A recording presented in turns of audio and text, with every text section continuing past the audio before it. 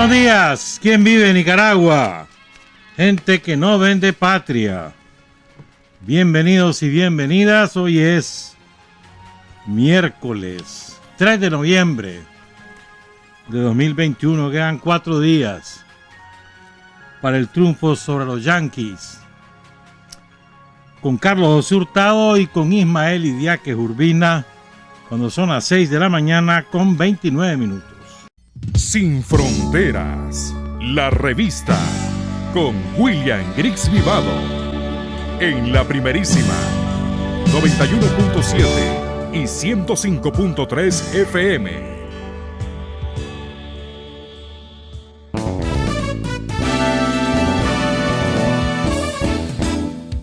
Sin fronteras para decir la verdad, sin fronteras trabajar, avanzar, combatir, vencer,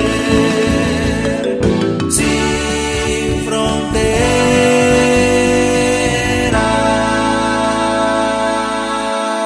6 de la mañana con 35 minutos. A la medianoche, entre martes y miércoles, concluyó la campaña electoral y a partir de esa hora estamos en lo que se denomina silencio electoral o reflexión electoral, como ustedes quieran, según la ley, de manera que está prohibido para los medios de comunicación electrónicos y escritos difundir campaña electoral. No están reguladas las redes sociales.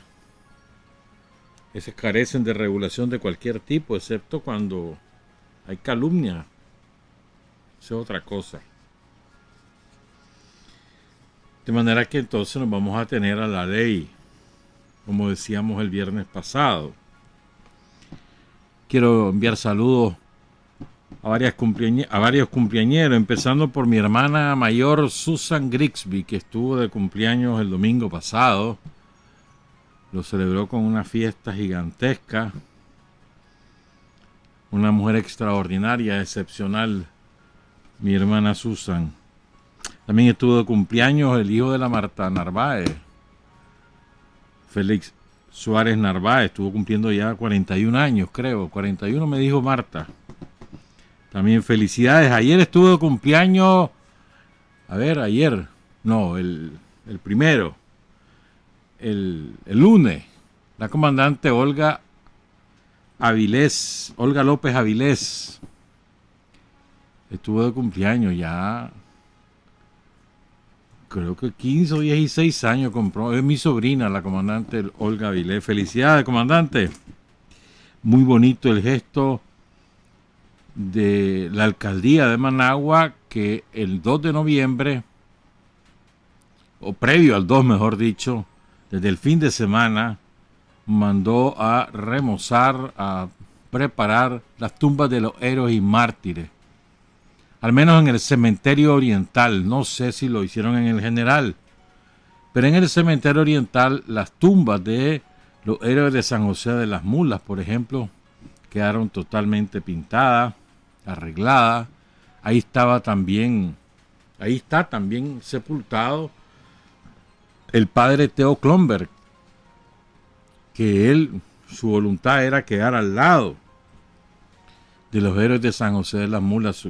Gran parte de su vida pastoral en Nicaragua, desde que los asesinaron, él fue el acompañante principal de las madres de los muchachos de San José de las Mulas. Ahí en el cementerio oriental está también sepultada una heroína que anduvo con Sandino prácticamente toda la lucha. Teresa Villatoro, incluso Teresa Villatoro, de origen salvadoreño, es la que cura a Sandino cuando lo hirió un charnel. Y fue una mujer de excepcional inteligencia, con mucha astucia, según todos los testimonios que hemos encontrado, tenía mucha perspicacia, política y militar. Ella misma era combatiente, no es que solo andaba con Sandino, no, era guerrillera. Teresa Villatoro murió allá por 1900 1971, creo, si mal no recuerdo, en Tipitapa. Teresa Villatoro. Ya llevamos vacunados 2.991.423 hasta ayer a las 10 de la mañana. O sea que ya esta cifra creció. Ya debemos estar alrededor de casi llegando a los 3 millones. Eso equivale, esos 2.991.423 equivale al 46.71% de la población total de 2 años o más. Ayer se empezó a aplicar la segunda dosis para los de agosto y septiembre de AstraZeneca y de Sputnik 5. O Sputnik V. Ya se han aplicado 146.270 segundas dosis. La madrugada del sábado 30 de octubre, mientras dormía, falleció una mujer excepcional. Para mí, pues, Sylvia McEwan, como la conocíamos, es, digamos, ¿cómo te lo expliqué? O sea, es como un ejemplo de militancia, no de militante mujer, de militancia. Es decir, que Sylvia, una mujer sencilla, jamás anduvo con aspavientos ni andaba buscando cámaras, nunca las anduvo buscando y nunca. Tenía una dilatada trayectoria en el Frente Sandinista, jamás reclamó que se le diera tal o cual cargo, jamás. Ella trabajaba en lo que la ponían. Fue además Sylvia McEwan, nacida en 1935, en el seno de una familia acomodada de la ciudad de Matagalpa, matagalpina. Una mujer hermosa, pero además de una inteligencia natural, muy culta, sumamente culta. Y desde chavala se comprometió con el Frente Sandinista. Era además pionera del feminismo revolucionario en Nicaragua. Me decía la comandante Tijerino el día domingo, algo así, que conversamos. Me decía la comandante Tijerino que Sylvia, su idea era tan avanzada que chocaban con aquella sociedad matagalpina sumamente conservadora.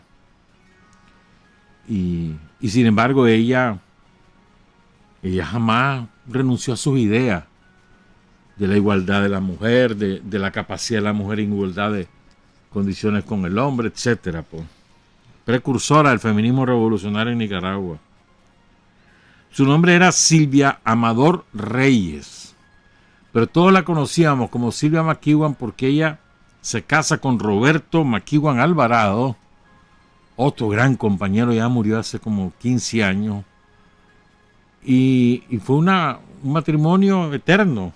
Vos no concebías a Sylvia sin Roberto y a Roberto sin Sylvia, ¿verdad? Y ambos vivían aquí por el antiguo 7 Sur y eran casa de seguridad de Tomás y otros dirigentes del frente. Precisamente por eso es que detectan a Roberto poco después de la captura de Tomás Borges en febrero de 1976, y Roberto cae preso y es liberado hasta el golpe, el asalto al Palacio en agosto de 1978. Sylvia es fundadora de la Asociación de Mujeres ante la Problemática Nacional, AMPRONAC, fundadora de la Asociación de Mujeres Nicaragüense Luisa Amanda Espinosa. Ella era psicóloga, estudió en Europa y bueno, de verdad que ya tenía 86 años, no por eso uno se espera, ¿verdad? Lo único que uno agradece es que ella no sufrió, pues murió dormidita, no sufrió. Eso me parece que es un premio a toda su vida ejemplar, pues. Tirsa Sáenz escribió: se fue la querida Sylvia McEwan, mi Silvita, militante sandinista, guerrera, valiente. Su condición de clase no le importó y dedicó su vida al sandinismo. Me escribía regularmente para darme consejos y decirme que me quería, que me esperaba los martes en el Canal 4. Mi Silvita, la militante de las de antes, se fue. Nunca buscó reflectores, solo fue y nada más. Mi abrazo al infinito, compañera guerrera. Los viejos robles se nos van. María Lourdes Girón, la China Girón. Saludos, María Lourdes. Escribió: tuve conocimiento de la partida de la eternidad de nuestra querida hermana Silvia McEwan. Cuánto dolor siento con su sensible fallecimiento. La recuerdo con mucho cariño, pues tuve oportunidad de trabajar con ella en el Departamento de Relaciones Internacionales del FSLN y por supuesto desde antes había tenido conocimiento de ella por su historia. Una gran mujer, una gran militante sandinista, valiente, decidida, quien siempre imprimió mucho entusiasmo a las tareas, incansable en el trabajo, creativa, fraterna, muy jovial, solidaria. Silvia fue una heroína de la patria y del FSLN, cuánto pesar por su partida. También Marjín Gutiérrez, que en Matagalpina y conocía muy bien a Silvia, cuenta lo siguiente: Silvia es una mujer del Frente Sandinista, una militante que cumplió diversos roles durante la lucha antisomocista, incluyendo la de ser apoyo y soporte de su compañero de vida y de lucha Roberto McEwan mientras él guardaba prisión. Pionera de la lucha por la emancipación de la mujer, a cuya causa dedicó toda su vida. Fundadora de AMPRONAC y luego de AMLAE. Al triunfo de la revolución integró el DRI, el Departamento de Relaciones Internacionales del Frente, bajo la responsabilidad de Doris María Tijerino, y siempre mantuvo una vinculación muy cercana con AMLAE. Siendo de extracción burguesa, su identificación con la causa de Carlos Fonseca y su opción por los pobres fue para siempre. Leal al FSLN y al gobierno de Daniel y Rosario hasta el último minuto de su vida.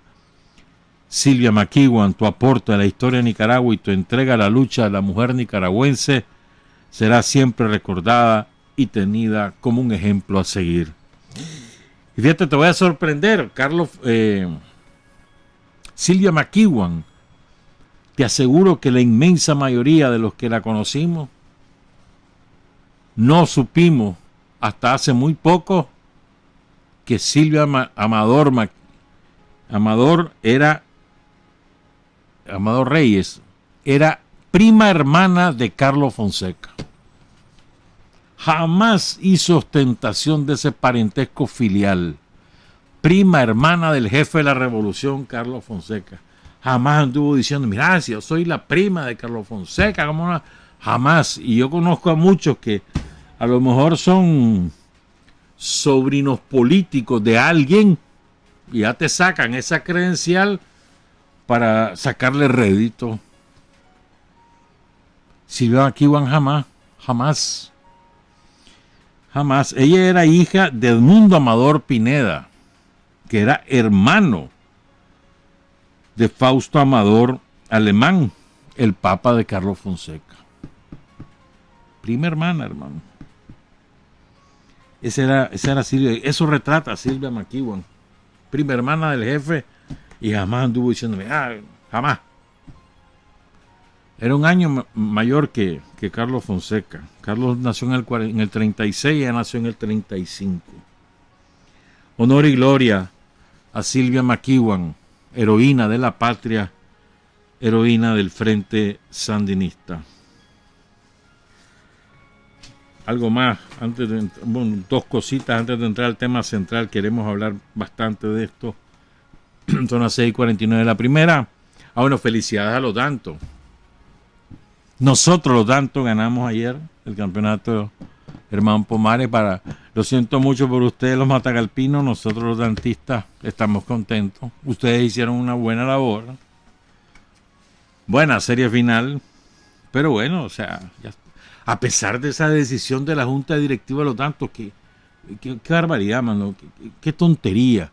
Prohibido introducir animales solo porque los matagalpinos daban un gallo, decime vos. O sea, me parece una decisión torpe.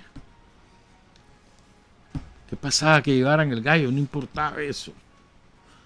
Les ganas de echarse a la gente encima por puro gusto. Pues, pero bueno, de todas maneras ganamos, pues. y ganamos bien en el 9º inning, vamos perdiendo 2-1, hermano.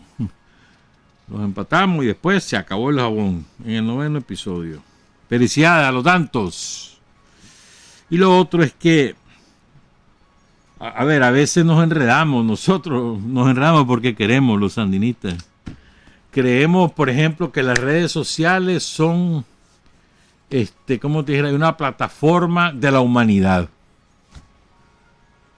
Y que por lo tanto ahí nosotros tenemos derechos iguales, que nadie nos puede maltratar ni nada, y que tampoco nadie nos puede censurar. Y no, hermano. Todas las redes sociales son grandes empresas privadas, que así como te permiten ingresar, te pueden sacar.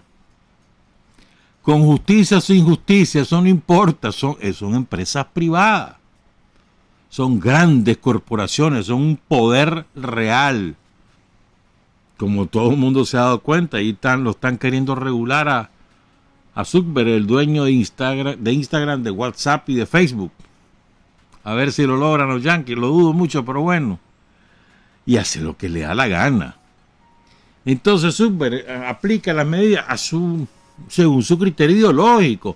Como uno de los dueños del poder del mundo del capital, uno de los dueños es Zuckerberg, el dueño de Facebook. Uno de los que toma decisiones en nombre de todos nosotros. Entonces, se puso de acuerdo con los servicios de inteligencia de Estados Unidos y clausuraron casi 1,000 cuentas y grupos de sandinistas, porque simplemente esa es la decisión estratégica del imperialismo sobre Nicaragua. O sea, cuando se trata de defender los intereses geopolíticos del imperialismo, ahí no hay fronteras entre empresas privadas y agencias de inteligencia o de los estados. Son un solo puño.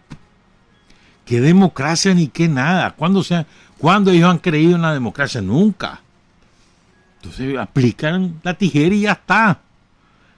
Y lo hacen vísperas de las elecciones. Eso no es casual. Pero de todas maneras, las redes sociales ahora son importantes. En las elecciones de 2016, marginales.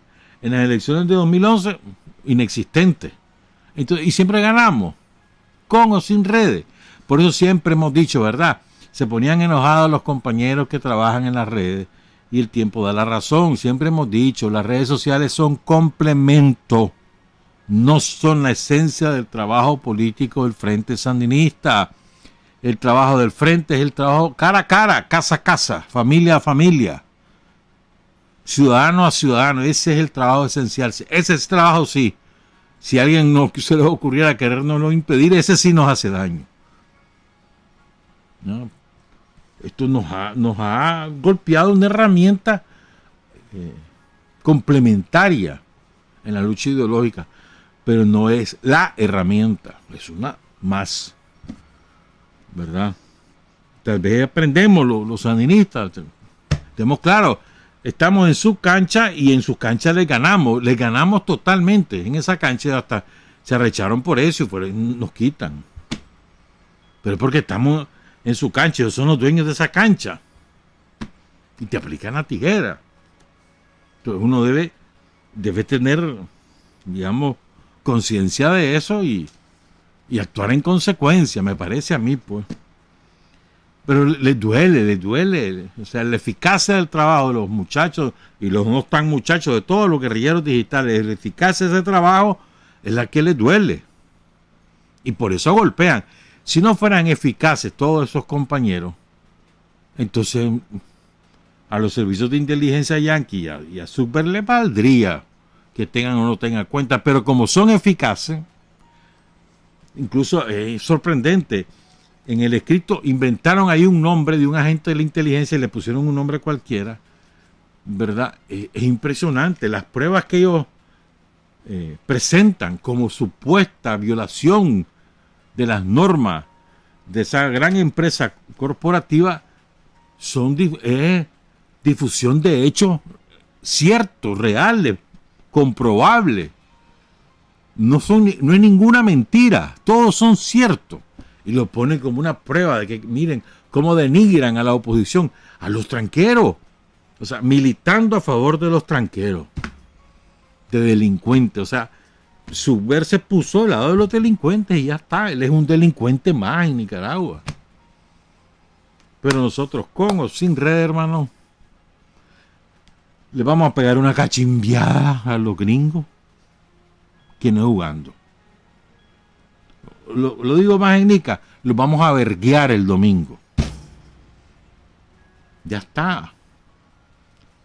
Con las redes que quieran. No importa. Nosotros, nuestra fuerza siempre ha sido el pueblo de Nicaragua, porque somos instrumentos del pueblo de Nicaragua. Entonces, no importa. Está como esos comunicados que sacan un día, después sacan otro, después sacan una sanción, dicen ellos, y después sacan otra cosa, y que retiran un embajador, y después se llevan a otro, y que perdemos. Mientras el pueblo de Nicaragua esté contento, satisfecho y respalde al Frente Sandinista, vale riata, hermano. Vamos para adelante. No se les olvide el domingo. No importa la hora que vayan, hay que ir a votar. No importa la hora. Si querés vas a las 6 de la mañana a hacer tu cola, o si querés te vas al mediodía, o si te querés vas a las 4. No importa la hora, pero hay que ir. Hay que ir a votar.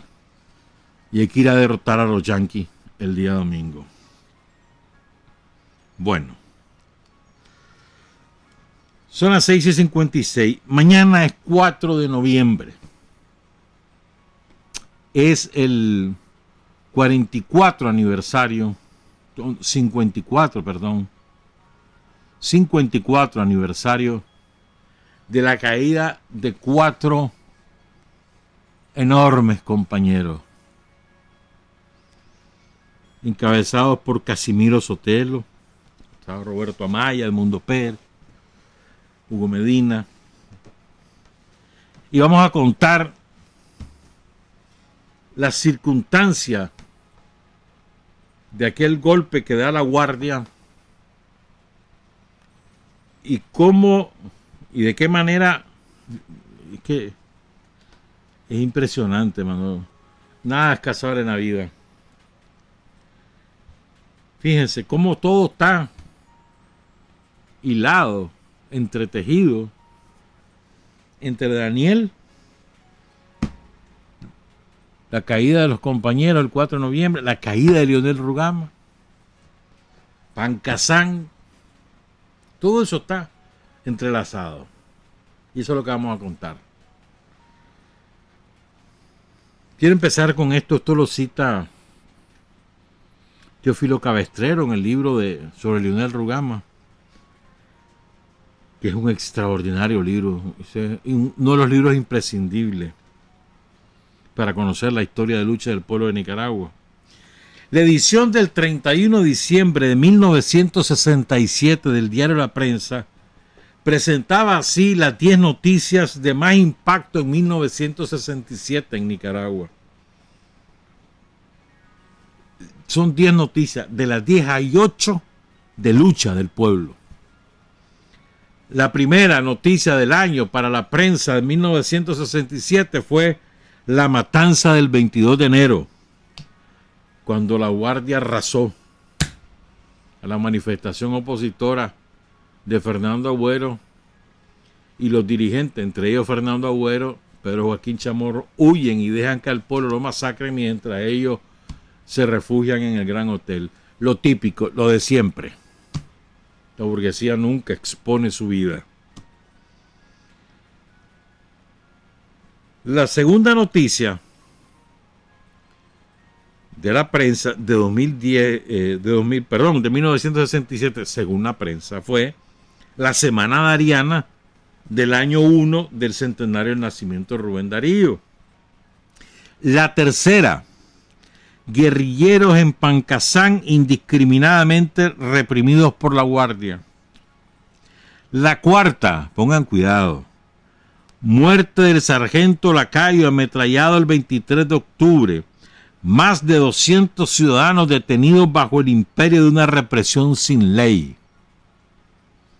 La quinta, muertos a tiros Casimiro Sotelo y 3 sandinistas más por Alessio Gutiérrez con una patrulla. Gladys Báez y Alba Guzmán detenidas.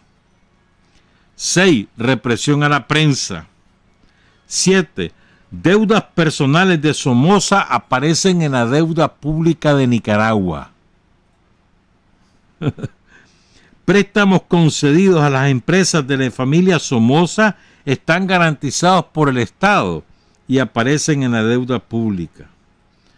9. El militarismo regresa al poder en Nicaragua con un fraude electoral.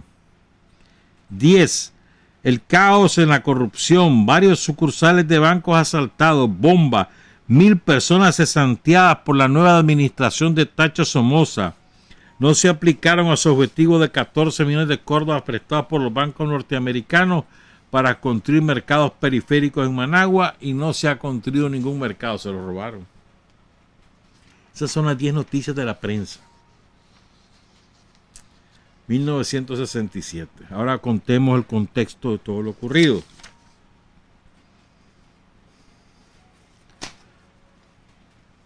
Hay 2 antecedentes inmediatos del 4 de noviembre. 2. El primer antecedente es Pancasán. Recuerden, en Pancasán, una de las 3 columnas, la comandada por Silvio Mayorga, es aniquilada por la Guardia Somocista. El resto logra escapar. Una parte se queda en las montañas de Matiguá, de Matagalpa. La otra parte regresa a Managua. Entre ellos, Tomás Borges, Daniel Ortega, Carlos Fonseca, Gladys Báez, que regresan a Managua y son alojados en distintas casas de seguridad de la capital. ¿Verdad? Ese es el primer antecedente. Eso fue un golpe durísimo. Causó un gran impacto en la opinión pública. Los muchachos están peleando, mataron a los muchachos. Carlos Fonseca ahí anda, lo que se decía. Pero eso fue de gran impacto en el seno del pueblo de Nicaragua. ¿Verdad? Este es el primer antecedente. Eso deja al Frente Sandinista en una posición precaria. Primero porque le han desarticulado su principal esfuerzo guerrillero en la montaña. Segundo porque le han matado a un conjunto de compañeros, 13 compañeros de primera calidad, encabezados por Silvio Mayorga y otros compañeros. Silvio Mayorga, que era el número 2 del frente. Segundo por eso. Tercero porque deja expuesta la estructura del Frente Sandinista en las ciudades. ¿Verdad? Esas circunstancias son sumamente importantes. O sea, el Frente está en una situación precaria, la represión desatada, porque la Guardia, una vez que aniquila la columna de Silvio Mayorga en Pancasán, se dedica a buscar los nexos de esas columnas con las ciudades. Matagalpa, para empezar, Matagalpa, luego Managua, León. Entonces, fíjense, en esa circunstancia hay una discusión en la dirección del Frente Sandinista. En esa dirección estaba Carlos Fonseca, Doris Tijerino, Julio Buitrago, José Benito Escobar, Daniel Ortega, Oscar Turcio, entre otros compañeros que yo recuerdo, pero creo que ya estaba Payín Sánchez, sí, ya estaba en la dirección nacional. Ese conjunto de compañeros que están dispersos, pero hay una discusión política, sobre todo entre Carlos Fonseca y Oscar Turcio, porque Oscar Turcio era de la opinión de que había que dar un golpe militar contra la Guardia para decirle al pueblo que seguían luchando, que estaban vivos, que el Frente Sandinista no había muerto. Y Carlos Fonseca era de la tesis de que una acción militar los iba a no iba a ser capaz la estructura del Frente Sandinista de resistir la embestida de la Guardia, porque una acción militar iba a causar represión indiscriminada y que por lo tanto había que ser cauteloso. se impuso la tesis de Oscar Turcio y se decide ejecutar a un funcionario, a un guardia somocista de primer nivel. Entre otros, en la lista estaba Samuel Jenny, también que era el jefe de la seguridad somocista. Y seleccionan bueno, y la idea era ejecutar a un alto personero en la dictadura por el cual el pueblo de Nicaragua no sintiera compasión alguna, porque estaba sabido de que era un maldito, que era un criminal, de que no hubiera solidaridad de ningún tipo. Entonces en la lista estaba el peor torturador de la guardia somocista, cuyo nombre era Gonzalo Lacayo, sargento de grado. Le voy a contar algo del sargento Gonzalo Lacayo. Bueno, algo no bastante les voy a contar sobre él. Ya se los cuento, espérenme. Entonces se decide hacer la acción. Se escoge a Gonzalo Lacayo. ¿Ya? A finales de octubre había regresado a Nicaragua Casimiro Sotelo.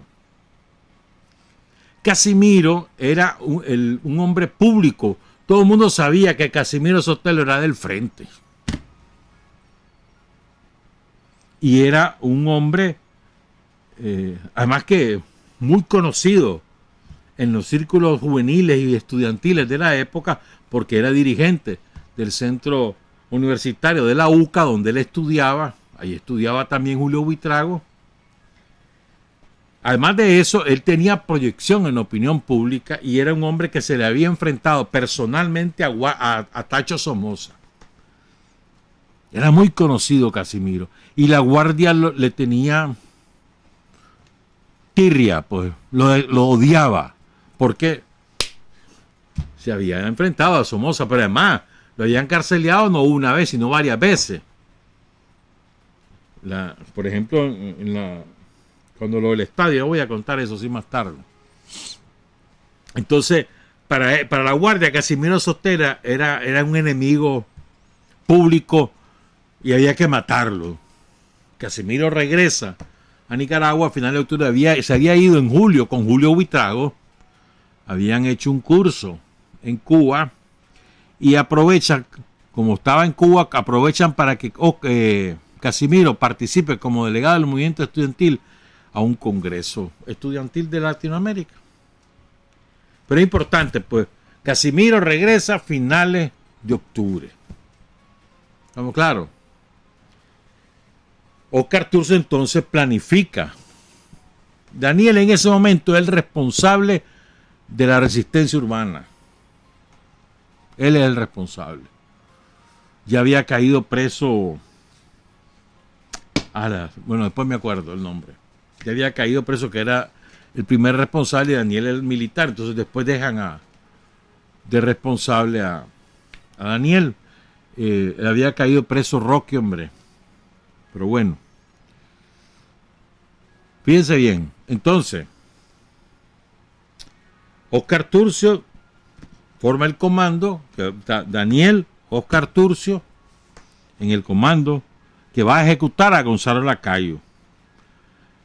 Y Edmundo Pérez, Edmundo Pérez era un luchador veterano ya. Estamos hablando del 67 y él había empezado en el 60 con Daniel. Era parte del grupo de muchachos de los barrios San Antonio, de San Sebastián, que habían peleado toda la vida, desde los 14 años se habían metido, carceleados montones de veces. O sea, tenía una veterana experiencia en eso, pues. Ya llevaba 67 y él se había metido a los 14 años y murió a los 24, 23. Tenía 9 años de experiencia, que en aquellos años eso era muchísimo. Bueno, el caso es que ese es el grupo. Van armados de subametralladoras, excepto el chofer del carro, era un carro Hillman. Los Hillman en aquellos tiempos eran los escogidos por los taxistas para taxiar. O sea, vos veías un carro Hillman y ya sabías que era un taxi. Entonces habían comprado de esa unidad, una unidad Hillman, para efectuar el operativo.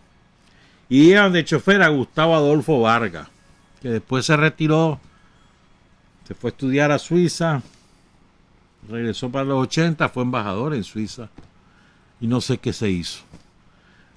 Tiene un hermano que es un traidor, antisandinista, furioso porque no lo nombraron embajador en el 2007 y resentido porque no fue embajador, ahora es un enemigo jurado que vive vomitando veneno en Costa Rica. Y pueden imaginar ustedes quién es.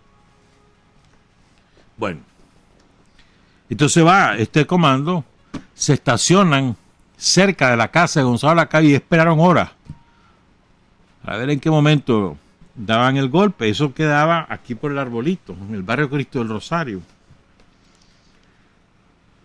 ¿No? Entonces están ahí estacionados. Cerca de la casa de Gonzalo Lacayo vivía una hermana. Entonces Gonzalo Lacayo sale de su casa como a las 9:15 de la noche, se va a la casa de la hermana para, qué sé yo, qué. Entonces entra a la casa, platica con ella, sale de la casa, pero afuera todavía se quedan platicando.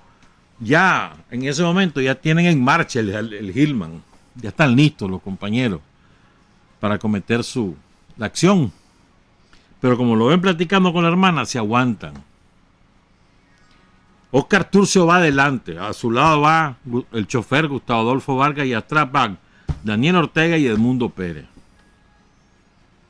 Entonces cuando ya Gonzalo Lacayo sale, ellos tienen el auto en marcha. Se frenan porque él se pone a platicar con la hermana allá afuera.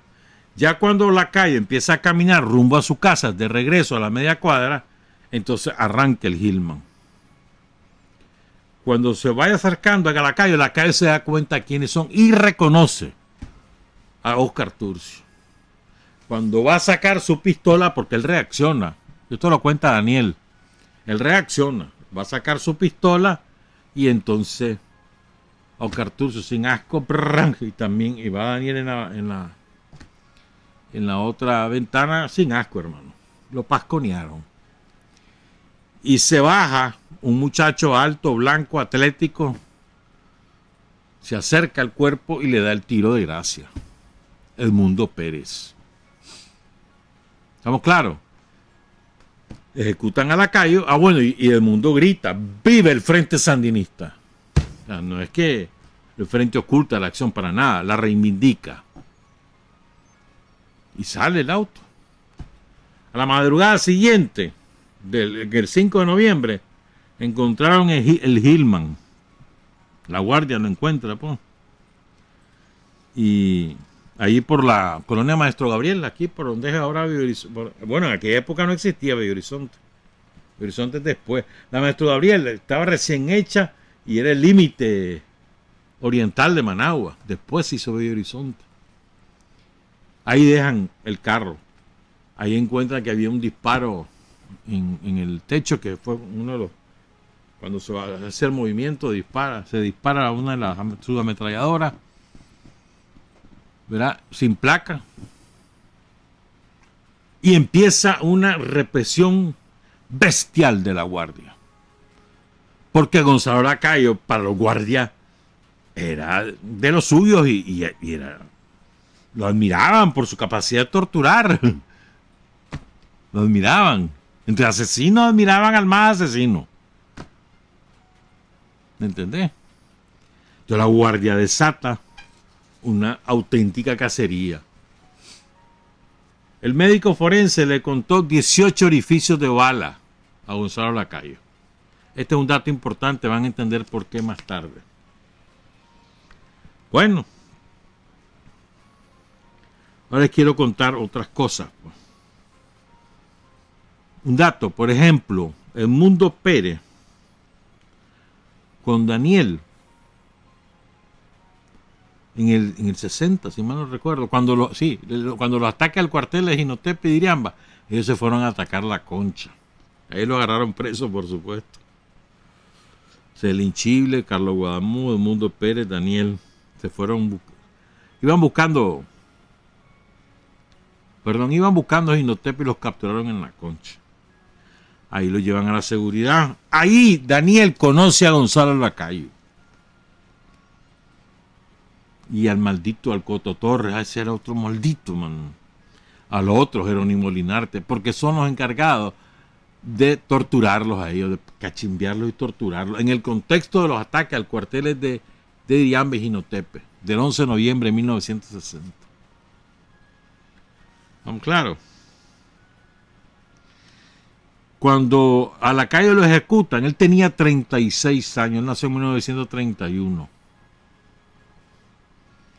Y fíjense, él ingresa, primero fue un hermano el que entró a la guardia, y después entra él, eran 11 hermanos, o 9 o 11 hermanos. El papá de este Gonzalo Lacayo era destazador de cerdos, allí en ese barrio, en el Cristo del Rosario. Entonces, Lacayo entra a la Academia de Policía, que ya habían separado la Academia de la Guardia y la Academia de la Policía.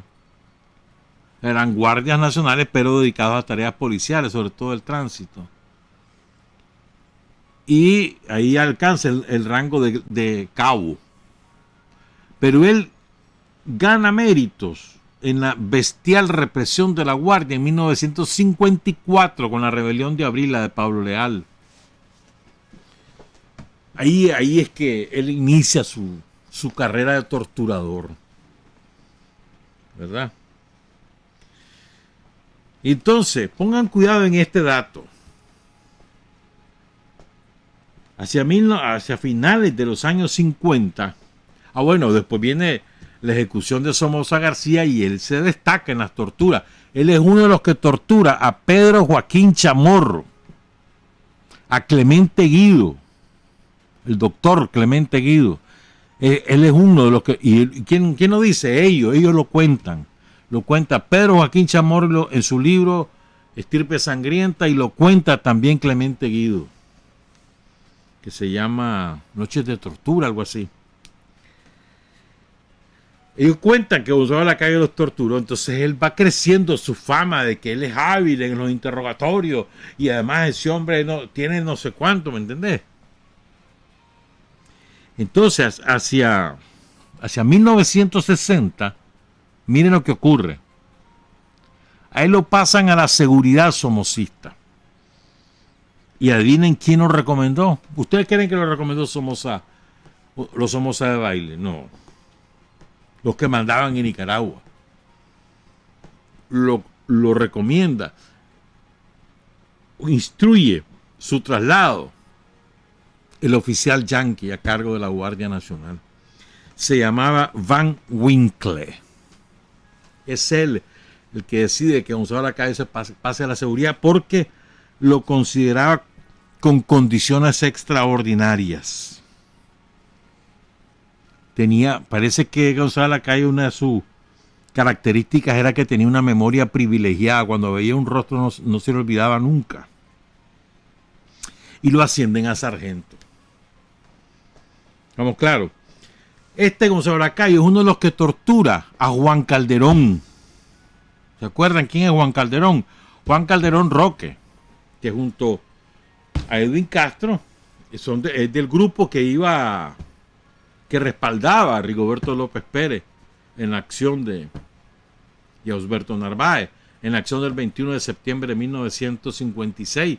Entonces están Juan Calderón, Edwin Castro y está Osberto Narváez, uno de los tres. Pues Juan Calderón contó cuando regresó a Nicaragua en 1980, él cuenta que uno de los que lo torturó fue Gonzalo Lacayo.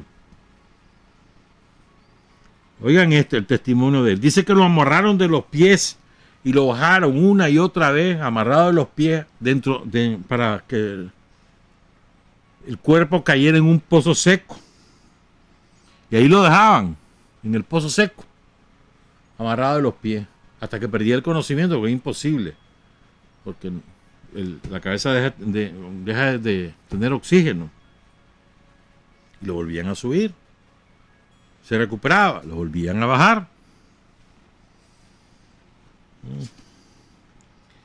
Dice, todo esto ocurría mientras Gustavo Montiel, el jefe de Gonzalo Lacayo, le gritaba a Juan Calderón que lo estaba esperando el pelotón de fusilamiento.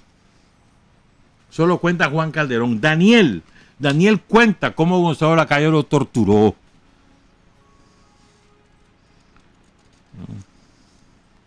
Dice, lo primero, porque a él lo tortura, ¿verdad? Lacayo, junto con Agustín Torres López, que era un teniente de la seguridad, que lo conocían como el Coto. Este era maldito, man. Dice Daniel, esto lo dice en una entrevista que publicó la desaparecida revista El País, que la dirigía Luis Hernández Bustamante. Era una magnífica revista. Ahí trabajaba Elena Ramos y ella le hace la entrevista a Daniel, si mal no recuerdo, en el 92. Entonces dice Daniel, lo primero que hacían era esposarme con las manos hacia atrás y meter un trapo en la boca, con un pañuelo encima que provocaba una sensación de ahogamiento. Esta es una tortura inventada por los conquistadores españoles. Luego formaban un grupo y cada uno empezaba a golpear al prisionero, en este caso Daniel. Golpes, garrotazos, patadas, hasta que uno caía al piso ya sin sentido. Cuando uno se recuperaba, venían con la picana eléctrica a darte choques en las partes donde ya tenías heridas. En una ocasión nos obligaron a comer zacate, chivas de cigarro, basura, papeles y chochadas. Claro, el estómago se resistía, venía el vómito y caía sobre las piedras. Entonces tenías que comerte el vómito. Y si no querías, te daban en la cabeza contra una piedra para romperte los dientes. Y para no perder los dientes, entonces hacías el esfuerzo de comerte el vómito y volvías a vomitar. Este era Gonzalo Lacayo. Torturó a Pomares en el 61. Pomares lo cuenta. En esa entrevista que el otro día le leí una parte, ahí lo cuenta Pomares. A él lo echan preso. Cuando regresa de Cuba, se lo llevan lo echan preso en El Viejo porque lo denuncia el maldito patrón. Se lo traen, lo llevan primero a Chinandega y de Chinandega lo traen a Managua y en Managua lo tortura Gonzalo Lacayo. Solo cuenta Pomares, tratando de averiguar quiénes eran los sandinistas, que dónde estaba Carlos Fonseca y todas esas cosas. También torturó a Celín Chible cuando cae preso en el 63. Hay otro señor, uno del Partido Conservador, cuyo nombre es Guillermo Briceño Carrión. Esto se lo dijo a la prensa. Era un zapatero del barrio Rigoberto López Pérez hoy, y en esa época se llamaba Campo Bruce. ¿Verdad? Entonces, él denunció en la prensa que este maldito de Gonzalo Carrión lo había torturado en sus partes nobles, es decir, sus testículos, sus órganos sexuales. Porque un oreja del barrio lo había denunciado porque supuestamente era sandinista. Y nunca le comprobaron la acusación, pero lo torturaron de manera salvaje. En el 61, el primero que hizo la denuncia fue Fernando Agüero. Y después lo sacaron fuera a Nicaragua, lo mandaron se asiló en una embajada. Tito Castillo, que en paz descanse, que fue miembro del Grupo de los 12, fue ministro de Justicia del gobierno en los años 80, dice que era preferible ni siquiera hablar de lo que hacía Gonzalo Lacayo, porque eran múltiples las vejaciones que sería de nunca acabar. ¿Estamos claros? Sigo. El periodista Rolando Avendaña Sandino, fue fundador del radioperiódico Extra, que tenía una enorme audiencia en los años 70, bueno, 60 y 70. Lo fundó junto con Manuel Espinosa Enrique, el radioperiódico Extra. Entonces él dice que lo echaron preso el 26 de julio de 1959. Lo llevaron a la oficina de la seguridad somocista. A las 11 de la noche del 27 de julio, Gonzalo Lacayo me saludó diciendo: déjamelo a mí, quiero desbaratarle la cara a este hijo de puta. Así le estaba diciendo a Agustín Torres, el otro torturador. Entonces, Gonzalo Lacayo se abalanza sobre Avendaña Sandino y lo agarra a puñetazos y patadas. Al caer al suelo, me presionó el estómago con su zapato. Posteriormente, Lacayo practicó en mí el llamado masaje al colocarme los dedos índices de sus manos en la parte inferior de los conductos auditivos, presionándolos, operación que produce profundo dolor en las regiones laterales de la cara. ¿Estamos claros? Hasta ahí les cuento quién era Gonzalo Lacayo, ya les conté el operativo. Estos son los antecedentes de lo que ocurre el 4 de noviembre de 1967. Se los cuento al regresar, son las 7 de la mañana con 25 minutos. Hay hombres que luchan un día y son buenos. Hay hombres que luchan un año y son mejores. Pero hay hombres que luchan toda la vida. Esos son los imprescindibles.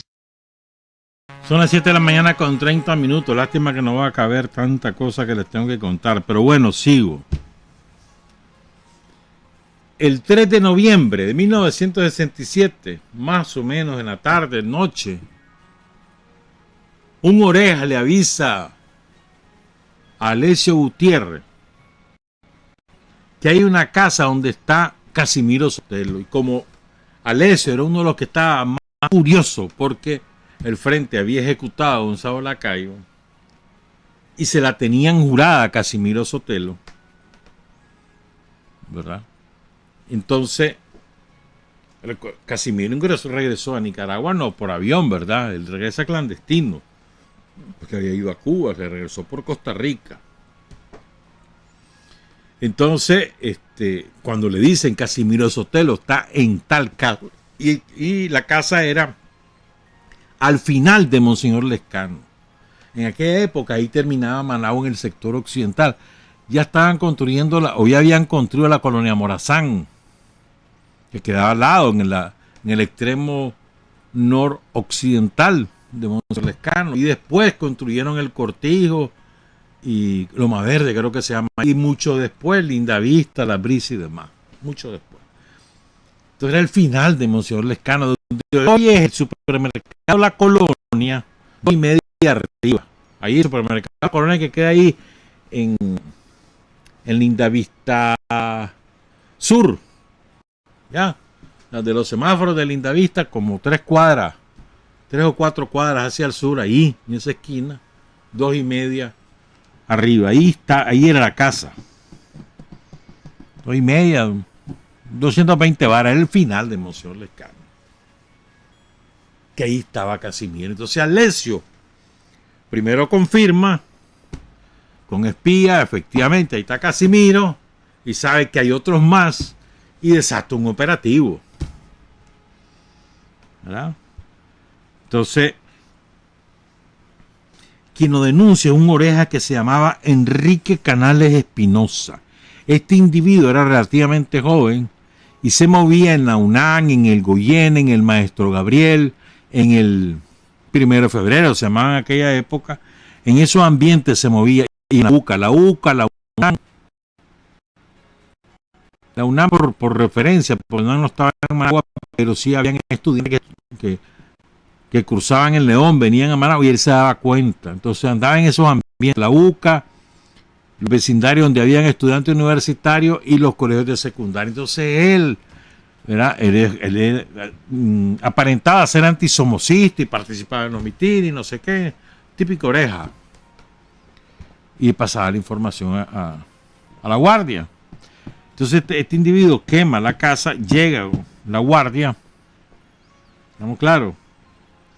Y ahí están Casimiro, Edmundo, Hugo Medina y Roberto Amaya. Los capturan, se los llevan a la loma de Tizcapa y al día siguiente llaman a su familia y les entregan los cadáveres. Novedades, sale diciendo que había habido combate en Monseñor Lescano.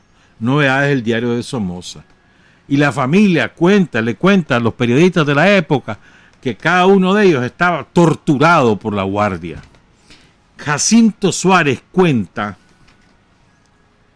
que a él lo sacan de su celda y lo llevan a la morgue para reconocer los cadáveres, y que estaban difíciles de reconocer. Es que él solo reconoció a Casimiro, o solo dijo conocer a Casimiro, aunque había reconocido a los demás. Solo cuenta Jacinto Suárez Espinosa, que en paz descanse.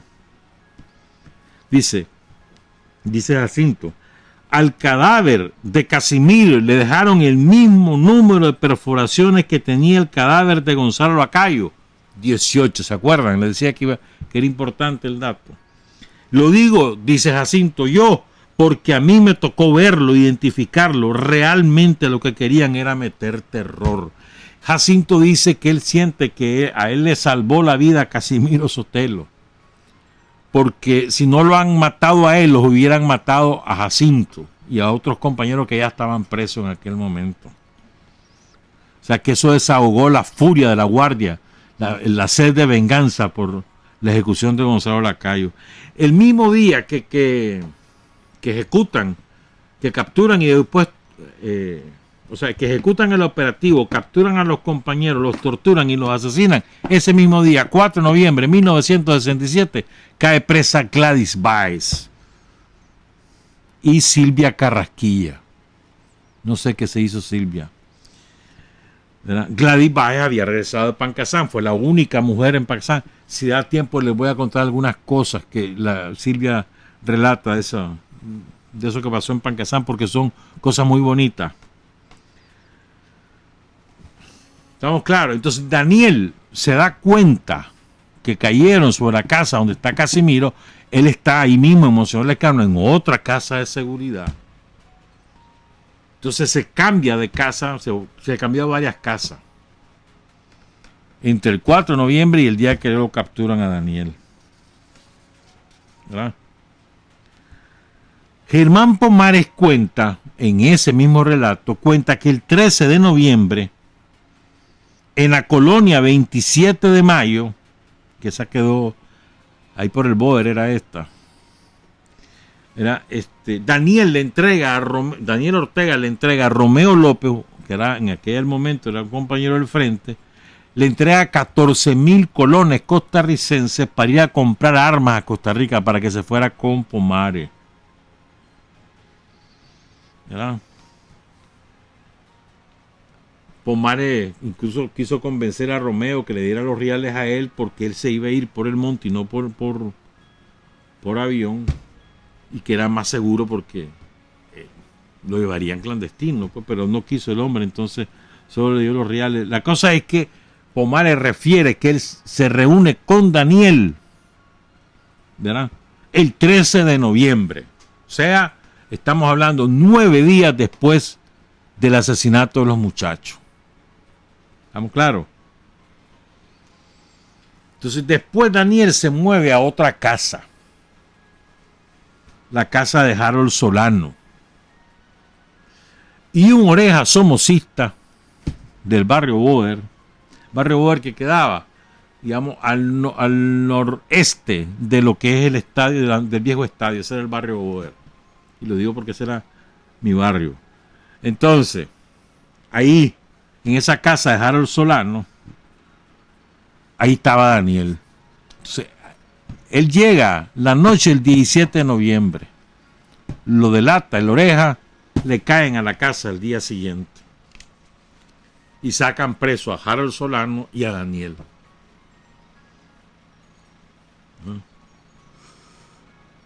Y van a oír cómo fue esto, sí.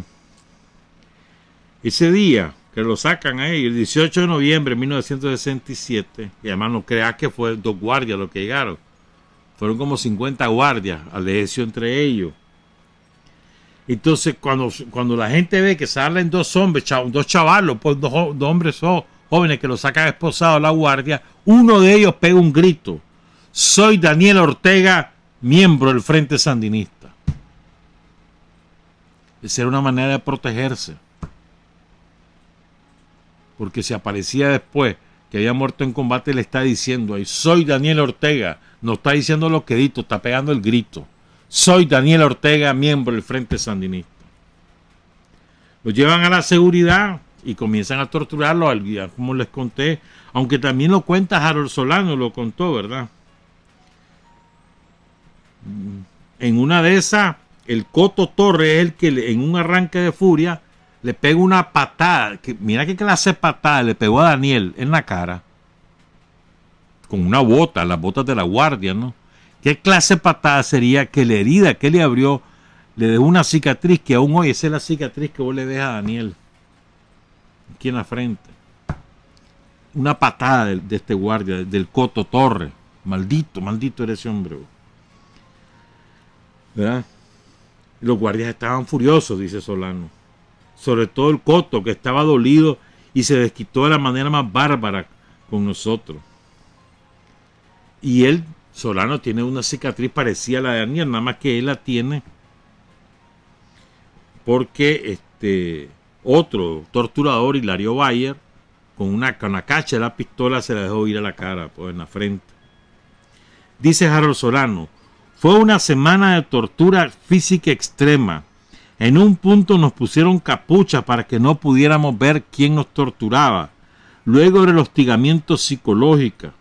Volví a ver a Daniel 5 días después. Estaba desfigurado. Era un monstruo. Así lo había dejado la guardia Daniel. Es a partir de ahí, después de la ejecución de Gonzalo Lacayo, que los torturadores de la guardia empiezan a usar capucha. Porque a Gonzalo Lacayo lo habían ejecutado por torturador, porque todo el mundo sabía que él era. Entonces, a partir de ese momento, los torturadores usan capuchas para que no los reconozcan. Dice Daniel en la entrevista que te contaba, Elena Ramos, de 1992. Dice Daniel, por nada pierdo la vista, porque me reventaron a golpes los ojos, la ceja y la sien. También tengo cicatrices en las rodillas. Luego, cuando uno se recuperaba, venían con la picana, que es lo que ya te había contado, a darte choques en las partes donde tenías heridas. Te metían en una de esas celdas, que hay tantas en la seguridad, llamadas chiquitas, donde uno no puede estar de pie, nada más acostado. Estabas esposado, sin comida, solo te pasaban agua para que no te murieras. Cuando a 2 o 3 días te sacaban al interrogatorio, te escapabas de desmayar, mareado, sin comer. Y otra vez, fíjense bien, pasaban 2 o 3 días en la chiquita, acostado, esposado, a base de agua, lo sacaban a los 2 o 3 días a torturarlos de nuevo, igualito como ya les conté, con los golpes, la patada, el chuzo eléctrico, etcétera, etcétera. Después de 10 días los llevaron al hormiguero, ya saben, no los podían matar porque Daniel había gritado, soy Daniel Ortega, miembro del Frente Sandinista, ese le salva la vida. Entonces en el hormiguero, los trasladan al hormiguero a los 10 días, los fichan, los trasladan a la cárcel de la aviación, lo acusan de atentado al Estado de Nicaragua, aportación ilegal de armas, robo, vandalismo, comunismo y encubrimiento del asesinato de Gonzalo Lacayo. Ellos no saben que Daniel Ortega es uno de los miembros de ese comando, porque ellos creen que quien mató a Gonzalo Lacayo fue Casimiro Sotelo. Daniel estaba en la celda 16, Harold en la celda 17. Por supuesto, siguieron las cachimbiadas y las torturas, no creas. O sea, lo sacaron de la celda de la seguridad y en la Loma de Tizcapa, lo mandaron al hormiguero y después a la cárcel de la aviación, pero ahí siguió el mismo trato. Tuvimos un boleo constante, cuenta Harold, que es abogado, y aquí anda trabajando con el frente, hasta que nos quedamos en la Modelo. Fuimos de los que estrenamos la cárcel Modelo, cuenta Harold.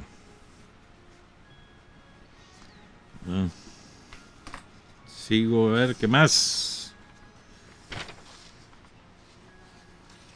Bueno, fíjate que cuenta Jacinto que a Gladys, que la capturan el 4 de noviembre con Silvia Carrasquilla, le hicieron salvajadas en la cárcel a Gladys Valle y a Silvia Carrasquilla, salvajadas, como parte de la venganza de la guardia por lo de Gonzalo Lacayo.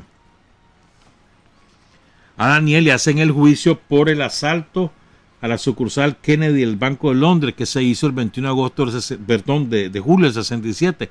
Ese dinero, gran parte de ese dinero se ocupó para Pancasán, pero quedó una parte. Esa otra parte del dinero es con la que se compran los 16,000 colones para ir a Costa Rica a comprar las armas que se la dan a Pomares, y se la dan a aquel hombre, pero que no se la quiso dar a Pomares, y también de ahí sacan para comprar el Hillman con el que se ejecuta a Gonzalo Lacayo.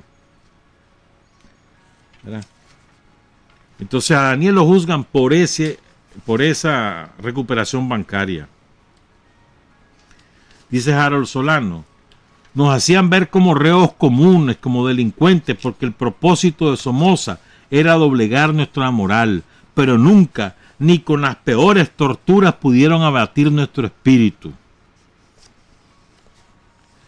Después la seguridad somocista comenzó a utilizar otra táctica. Ya estamos hablando que habían pasado casi un mes ya de que estaban presos Daniel y Solano, ya para enero del 68, y la táctica era difundir la mentira de que alguno de ellos estaba hablando, fruto de las torturas, y que producto de eso es que estaban cayendo compañeros. Eso era para desmoralizar a los que estaban afuera. E insinuaron de que había sido Daniel. No lo dijeron claramente, pero insinuaron eso. Y después se supo quién había sido, ¿verdad? Ahí les voy a decir, creo que ahí tengo el nombre, creo. En la aviación, ahí ya estaba Jacinto Suárez, que lo habían capturado en mayo del 67, el preso político más antiguo. ¿Verdad? A Daniel lo meten a la celda 13, que era la celda de la muerte, porque en esa celda habían estado Edwin Castro, Berto Narváez y Cornelio Silva. ¿Estamos claros? Los tres fueron asesinados. Solo quedó Juan Calderón de los cuatro. Eran cuatro, no tres, que dije yo, burro que soy. Eran cuatro, no tres. De los cuatro que eran el comando junto con Rigoberto, pues el equipo de apoyo de Rigoberto, de los cuatro solo quedó Juan Calderón, que tuvo que huir, pues estuvo preso como 4 o 5 años. Ellos los asesinaron el 18 de mayo de 1958, Edwin Castro, Berto Narváez y Cornelio Silva. Entonces ahí los meten a esa celda, meten a Daniel, a la misma celda de Edwin Castro, lo que es, ¿verdad? Los desinfectaron en masa como animales de campo, como hacían los hitlerianos, los nazis, ese método. Le chorreaban insecticida, desnudo. ¿Verdad? Ahí estaba también Santos Medina, estaba José Benito, estaba Manuel Rivas Vallecillo, Lenín, Carlos Guadamú, más tarde Leopoldo Rivas, un año después, Julián Roque, Oscar Benavides, un año no, como 2 años, en el 70 cae Leopoldo Rivas con Emerlán. Entonces la rutina era a las 4 de la mañana todos los días, se levantaban a bañar. Habían 9 regaderas y todo el mundo se iba a bañar a las 4 de la madrugada. 2 veces por semana los sacaban al patio, formaban fila. Y arriba llegaban los directivos o los trabajadores del banco donde se había realizado el operativo de la recuperación bancaria, a identificar que Daniel era el que estaba en el asalto. Les permitían alimentos básicos como pinolía, avena, pan, tortilla, queso y jalea. Dice Jacinto, en las celdas estábamos hacinados. Eran unos camarotes, unos encima de otros, de tal forma que si todos bajamos al mismo tiempo no cabíamos en el piso. Nos habían dado trajes de presos rayados, con un círculo atrás que nos identificaba como presos políticos. La orden era tirar a matar a ese círculo si tratábamos de escapar. El juicio a Daniel culminó a las 2:05 de la madrugada del 15 de marzo de 1969 y lo declaran culpable con el traidor con el que había hablado, Axel Somarriba. Este fue el que nos hizo pasta, hermano. Traidor. Después salió hablando babosada, Carlos Fonseca lo denuncia, Ricardo Morales lo denuncia. El juez, miren lo que es la vida. El juez que sentencia a Daniel es Guillermo Vargas Sandino, que durante los años del somocismo en los 90 fue magistrado de la Corte Suprema de Justicia.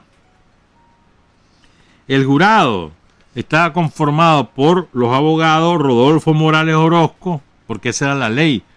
La ley de Somoza que los jurados tenían que ser abogados. Esto se reformó para los años 80, que era cualquier ciudadano, ¿verdad? Era el presidente del jurado. ¿Adivinen quién era miembro de ese jurado? Que ya murió hace como 3 años, 4 años murió. Agustín Alemán Lacayo, hermano de Arnoldo Alemán. Otro miembro del jurado que se encuentra culpable a Daniel. Los otros eran Don Arauz Cisneros, Douglas Amaya, Juan Tenorio, Guillermo Cano y José Aguilar Tablada. El fiscal fue Armando Bermúdez y el defensor de Daniel fue un prestigioso abogado de la época, antisomocista, dirigente del Partido Liberal Independiente de gran prestigio, murió en los años 80, Juan Manuel Gutiérrez. Juan Ignacio es el doctor. Juan Manuel Gutiérrez murió en los años 80, si mal no recuerdo. ¿Estamos claros? ¿Ah? Casimiro Sotelo. ¿Quién era Casimiro? Además de ser dirigente estudiantil. Casimiro nació el 14 de noviembre de 1944, es decir, a él lo asesinan 10 días antes de su cumpleaños número 24. Tenía 23 años. A ver, tenía 22 años, iba a cumplir 23. 10 días antes de su cumpleaños. Edmundo El Chino Pérez, gran amigo de Daniel, nació el 27 de julio de 1945. Un año mayor que Daniel. Tenía 22 años cuando lo asesina la guardia. Roberto Amaya, fue dirigente del movimiento estudiantil de secundaria. Nació el 20 de marzo de 1944. Tenía 23 años. Era del grupo de Julio Buitrago. Y el que no tengo datos es de Hugo Medina. Solo Daniel, que dijo alguna vez que era trabajador. Casimiro es uno de los fundadores de la Juventud Patriótica, uno de los núcleos que integran el Frente Sandinista. El 12 de mayo del 67, ahí estaban José Benito, Daniel, Germán Pomares, Julio Buitrago, Jorge Navarro, Fernando Gordillo, Rigoberto Cruz, Oscar Turcio, Doris Tijerino, Celín Chible. Casimiro participa en las manifestaciones de ese año con Julio Buitrago, eran así, Julio Buitrago y Casimiro. Ese año participan en las manifestaciones de septiembre. Y ahí ellos sacan la bandera rojinegra en esas manifestaciones. Julio y Casimiro. En 1963, en el segundo congreso del Frente Estudiantil Revolucionario, ese congreso se hizo con estudiantes de secundaria, estudiantes de las normales de para maestros, de magisterio, pues. Los institutos, las escuelas de comercio, que eran en aquel tiempo una escuela de comercio tenía el mismo nivel que cualquier universidad, hermanos. Daría de secretaria, de contadores, mecanógrafos, la escuela de comercio. Entonces, en ese congreso eligen como como secretario general a Casimiro Sotelo. Como secretario general Rigo Samson, el famoso que fue alcalde sandinista en la ciudad de León. Ya murió Rigo, murió en el 97, si mal no recuerdo. Una hermana de él es Casilda Samson, que ahí está todavía la Casilda en León. Saludos a Casilda. Y Casimiro Sotelo y Oscar Danilo Rosales son electos de la directiva del FER. ¿Verdad? Hasta ese momento todos los congresos del FER eran públicos y a partir, ese fue el último público, después empezaron a ser semiclandestinos. En esa época el FER del Ramírez Goyena lo dirigía Julio Buitrago en el 63, después pasa a la UCA, Julio Buitrago, que se bachillera estudia en la UCA. Ahí se vuelve a topar con Casimiro. Fundan El Estudiante, que era el órgano del FER, que lo dirigía Fernando Gordillo. En el 65, Casimiro es electo presidente del CEUCA, el Centro Estudiantil de la Universidad Centroamericana, de la UCA.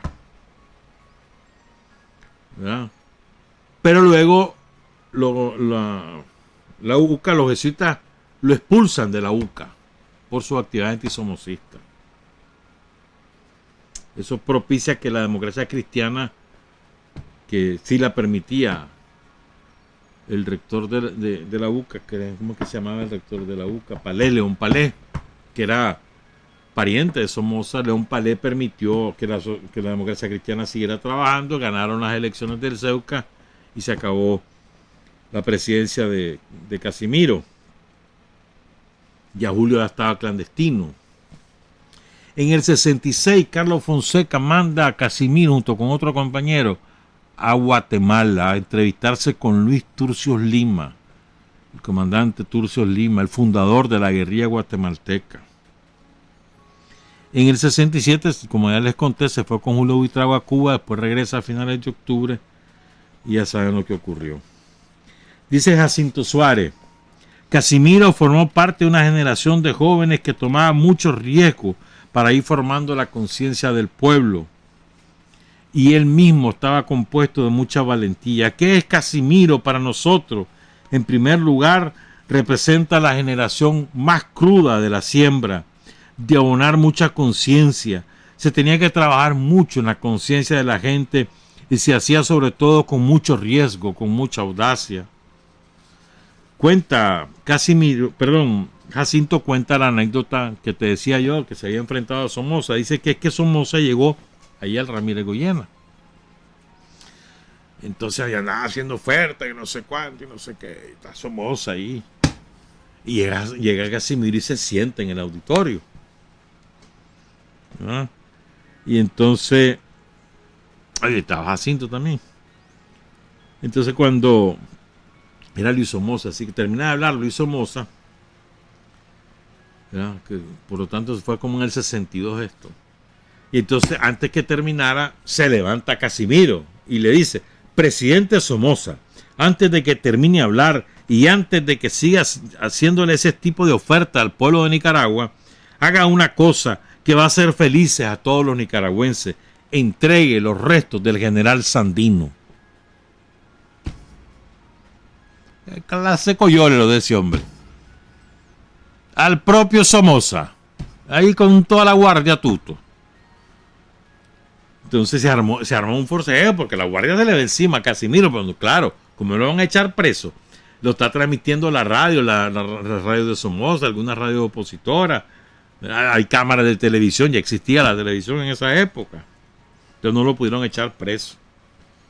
Y además que el chavalero ahí se metió, ¿qué? ¿Por qué lo van a llevar? Que no es qué. Se imagina la bulla, pues. Desde ahí se la tenían jurada a Casimiro, desde entonces. Otro día, el viernes tal vez seguimos contando, porque hay muchas cosas que contar de todo ese chavalero que empezó con el frente, que empezó al frente sandinista. Cuando les digan cualquier babosada de Daniel Ortega, así se forjó su carácter, ¿oíste? ¿Vos crees que a Daniel Ortega lo van a doblegar con unos cuantos cachinflines? ¿Entendés? Ese es el carácter de Daniel, ese es el presidente que tenemos, el que seguimos teniendo y seguiremos teniendo. Trabajar, avanzar, combatir, vencer, patria y libertad. Revolución es sentido del momento histórico. Es cambiar todo lo que debe ser cambiado. Es igualdad y libertad plenas. Es ser tratado y tratar a los demás como seres humanos. Es emanciparnos por nosotros mismos y con nuestros propios esfuerzos. Es desafiar poderosas fuerzas dominantes dentro y fuera del ámbito social y nacional. Es defender valores en los que se cree, al precio de cualquier sacrificio. Es modestia, desinterés, altruismo, solidaridad y heroísmo. Es no mentir jamás ni violar principios éticos. Es convicción profunda de que no existe fuerza en el mundo capaz de aplastar la fuerza de la verdad y las ideas. Revolución es unidad, es independencia, es luchar por nuestro sueño de justicia para Cuba y para el mundo, que es la base de nuestro patriotismo, nuestro socialismo y nuestro internacionalismo.